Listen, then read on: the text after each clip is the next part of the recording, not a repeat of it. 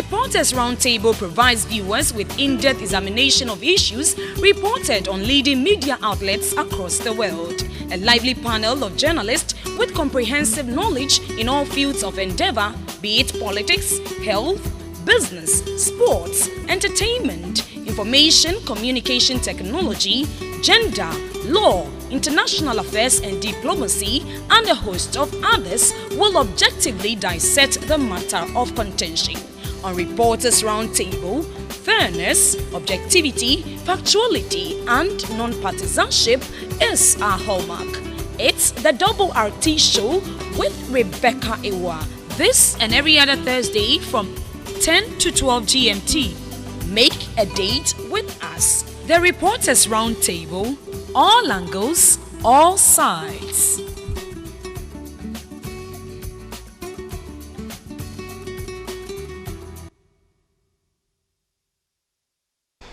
Hello there, beautiful sunny day. It is. My name is Rebecca Ewa, and this is the day the Lord has made. We are live, and we thank God you are alive to join us on the Reporters Roundtable, where we tackle all angles and all sides of issues pertaining to us.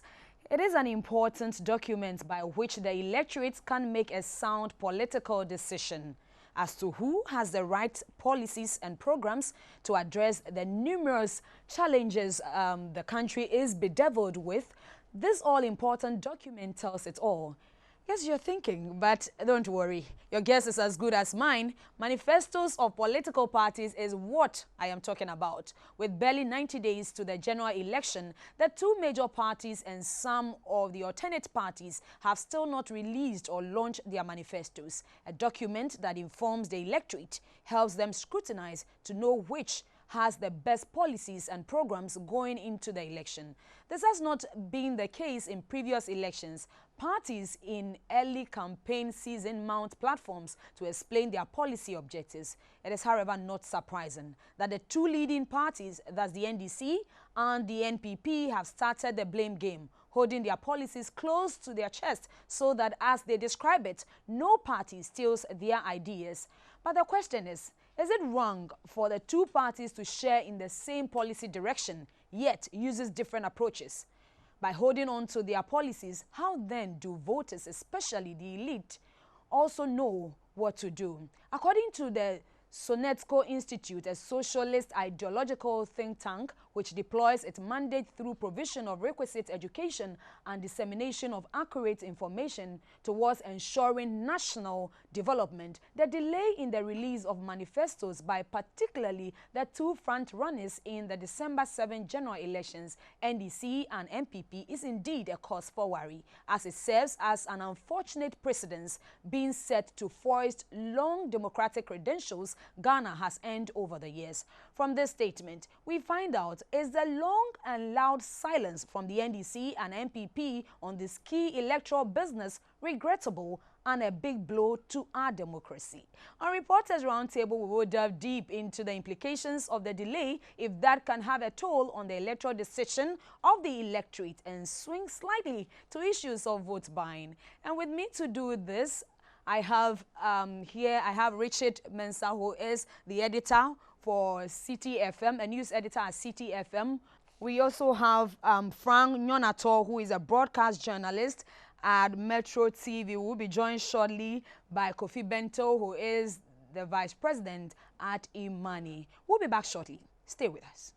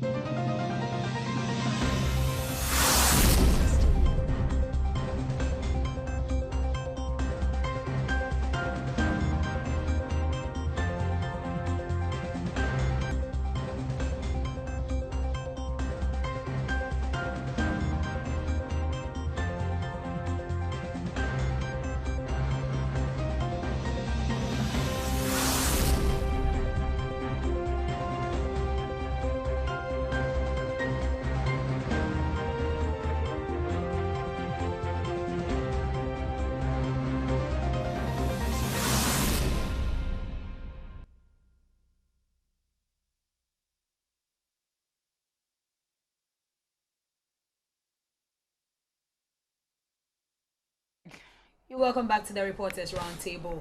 As I earlier indicated, we are discussing the delay in the release of the manifestos by the two major contenders as far as election 2016 is concerned. We'll swing slightly into vote buying. Welcome, Mr. Bento. Thank you. Great to have you. Let me start with you, Richard. How relevant are manifestos, either to the electorate or even to political parties? Well, talking of relevance at this point in time in our own context, I'll say it's only as relevant to the effect that it guides policy and it shapes the character of any other political party or any political party coming into government or political party which is into government. But in our own context now, you would just want to put it in that kind of frame. The whole contextual frame is that, okay, if political parties or the document is expected to be a framework by which they ride on to do what they want to do in expectation of what the public want. Okay, so if that happens, then it means that the manifestos are expected to translate into the aspirations of the people, flowing from which we will decide and say, okay, we are giving our mandate to this or the other party.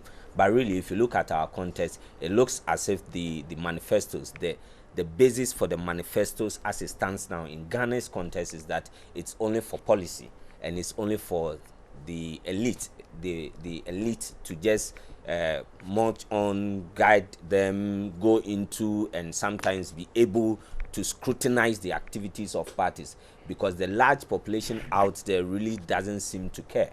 Because if you go out there, you've been going out there, I've been covering news for some time now, and you go out there, you ask people of manifestos, really it's not about manifestos. What seems to be happening is that the kind of conditioning that we have here in terms of political party activities is so localized. So that is how come you find people go into the localities and promise any and everything. And sometimes, yes, it is good to promise them there, because you go into a locality and they are saying, we need water, we need this, we need this.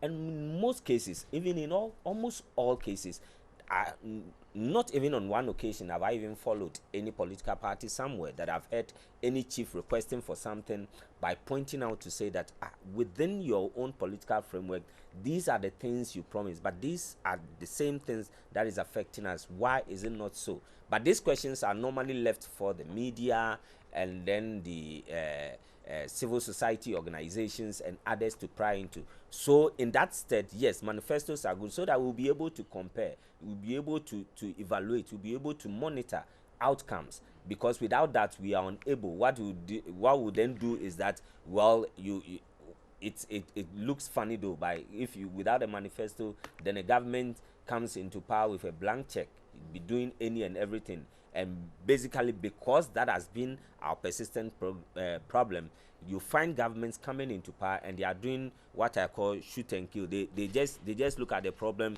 go and fix it, and then come without looking at the long-term effects and all that. So yes, there's a gutter here. They say the gutter is blocked here. Then they'll come and dig here.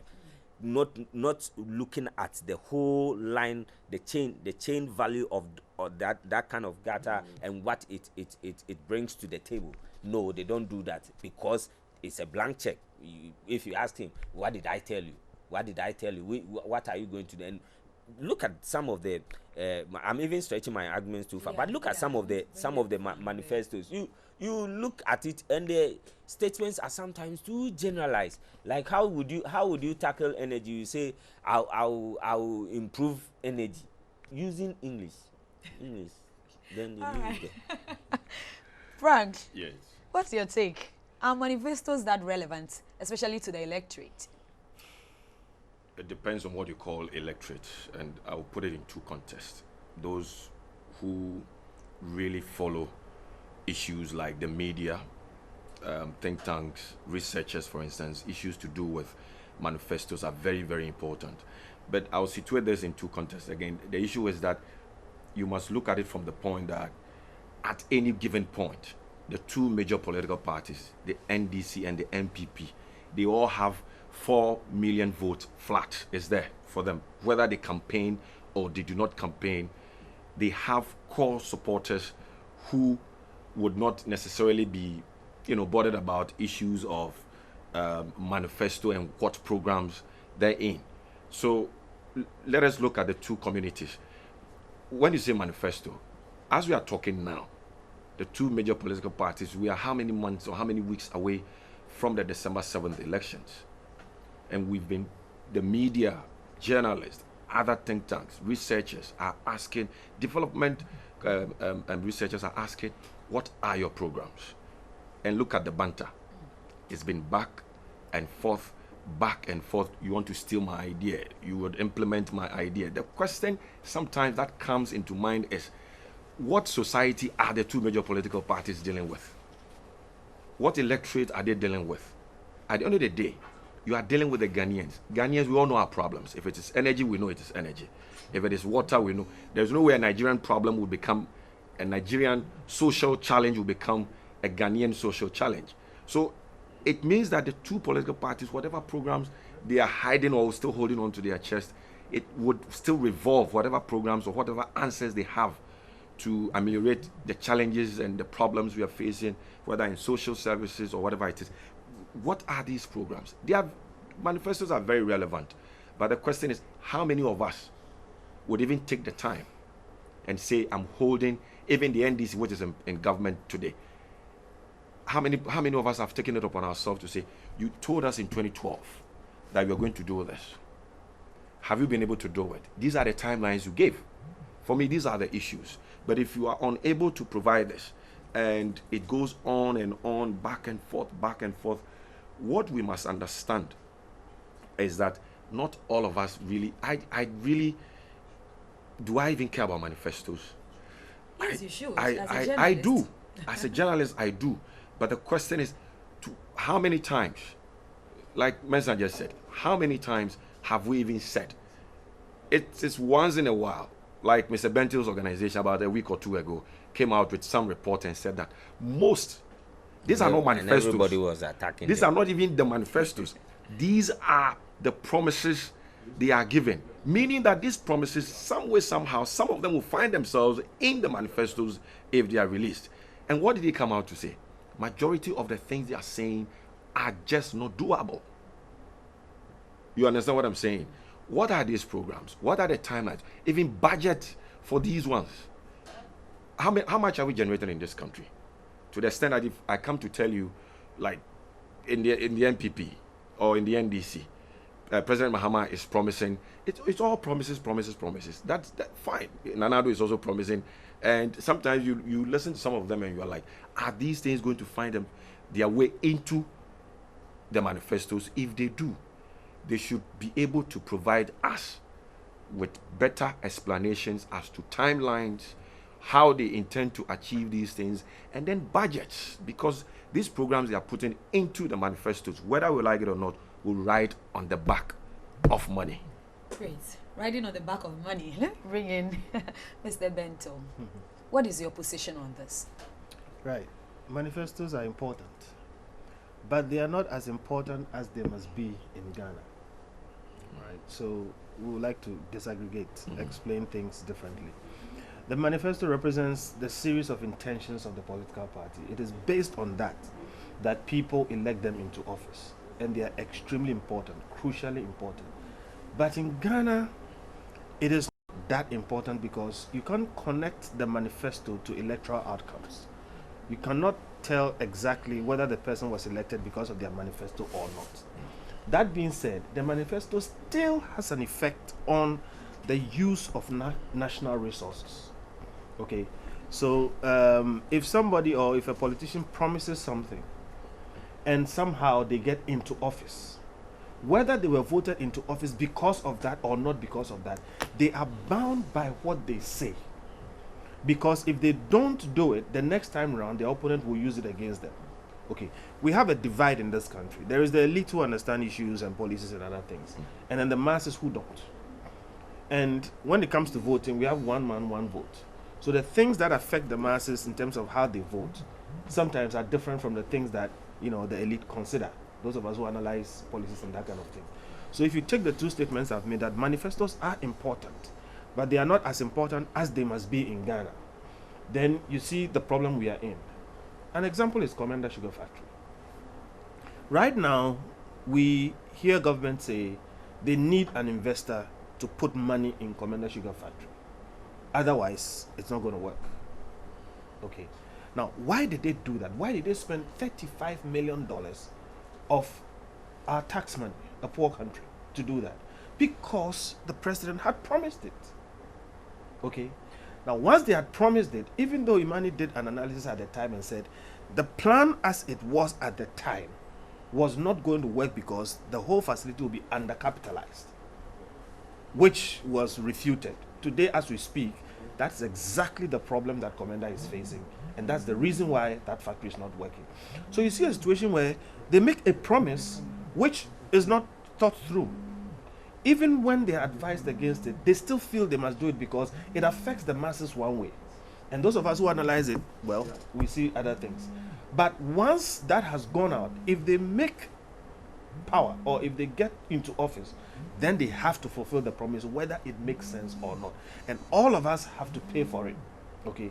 That being said, we also have to appreciate that in this country, again, because of a reading culture, many of our people are semi-literate or illiterate. So reading really is not an issue, even with those of us who can read. Reducing something into writing does not necessarily help. So in Imani, for instance, we don't take a manifesto as simply a written document. A manifesto is the written intention, the series of written intentions of the political party. Those intentions in many cases will not be written. They will be pronounced, they will be said, they will be mentioned, they will be explained on political party platforms. So when we analyze what politicians are saying, we don't just analyze their written manifestos, we analyze the whole set of promises they've made. And that's one of the problems that the parties had with us. They said, why didn't we wait for their manifestos? We don't have to wait for you to write something. If you say you will do this, that's a promise. That's an expressed intention. Whether you've written it or not, it constitutes what should be your manifesto. That is the basis upon which people will elect you into office. And I've explained that whether that is the means by which you get into office or not, you are kind of bound by it, and you will spend our money to fulfill those promises, whether they make sense or not. So we all should very much take manifestos seriously because they have a direct effect on the use of our national resources. Be it written or not. Yes. But do people really vote based on manifestos or based on party? I see Wala shaking your head. Frank. Let's Richard, I'll bring you in shortly. I made a statement that, like Mr. Bento just said, the parties they are dealing with, they are very, the political parties, you must remember, have researchers. They have people who also do think for them, and based on what results they get from the field, they come out with the kind of pronouncement that they throw at us. I made an earlier statement, like he said, we have literate, semi-literate, and then we have people who just don't read. What about those people, the people who make that community? There are some, like I said, between the NPP and the NDC, they have a core group of supporters. Each, any day, let's go and vote. Each can clock 4 million votes, because these are supporters who, no matter what you do to them, they are serious supporters of the party. And so they are not really interested. How many of the NDC guys would you come across, or the NPP guys would you come across? Even from the regional level, would you ask, on page 12, what program do you have there? Or maybe on page 5, what program do you have on your manifesto? And he would probably be able to tell you, oh, we have an agricultural policy and this is the way we intend doing it. No. You understand what I'm saying? So we have people, and they play on these are also strengths and weaknesses. The political parties do play on these things. And so, like Mr. Ben, they are very important documents. The question is, how many of us take the time to even hold them to it?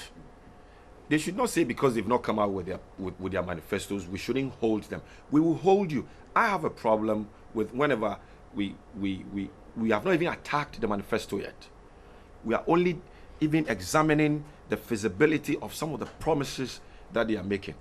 What has gone into some of these promises? What are the demographics? What is informing these policy directions? And so, like I said, my fear is that from the way all of them are all the political parties are communicating, particularly the NDC and then the NPP. My concern is with what they are saying, and I'm very sure that with some of the things they are saying, they will not just come and throw anything at us. I'm very sure maybe 60 or 65% of the things they are saying will find themselves into the manifesto, maybe not in a blank language, in a written, like the way they put it across to us, but they'll find probably a nice way to put it together, pen and paper, and then they will throw it at us. So it's that for some, it doesn't matter to them at all, because the two parts, and so then the real problem might be those in the middle, the literate, those of us who can read, those of us who can ask questions, try to ask them, how do you intend to do this? I said, I'll build a school for you. But the question is, have you entered the community to find out whether they need a school, or is water they need, or is electricity they need? You understand what I'm saying? As so you if, said, if you have not gone, but within that you earlier made an indication Yes. that they have researchers who do stuff like that. Then perhaps I may think, if I do not even cover stories in that area, then of course I know that maybe the researchers in that political party might have gone to do some background check before bringing up. You see, in this instance, you're asking whether there's a correlation between a manifesto and voting patterns. Yeah, sure. And I say no and yes. Now, no, because like Mr. Bentil said, there's no empirical evidence to show that manifestos have driven largely the votes of the various political parties in terms of coming into power. But if you look at manifestos, like he said, as stated intentions, do stated intentions normally influence vote? Yes. So I get you back to 2000, when the then government was having problems with fuel, VAT, and all others, and then people were tired. The opposition rode on it, and their stated intention is that when we come, we're going to do this. We're going to ensure that your fuel is stabilized so that you are able to move around freely. Yes, so the stated intentions won some votes. In 2008, when the late Professor Mills was campaigning, one of his stated intentions, which equally found itself some way into the manifesto, was about fuel prices, and he used the word, I'm going to reduce it drastically. And the reason why that stated intention will influence votes is that that particular good or service has effects on a lot of people. So then if you are promising, and that is why it is important that when you are evaluating works of such organization, think tanks like Imani, we should be very, very studious in it. Look, this, and I like the way he defined it, stated intentions, and because these are the things that normally drive even at the local level, because that has been our oral there is historical antecedents to it, that look, the political parties know that if you put these things in documents, people will not read it, but put it in intentions, just say it to them. So when I go to Dunkwa on Ofin and I see a lot of Galamsey people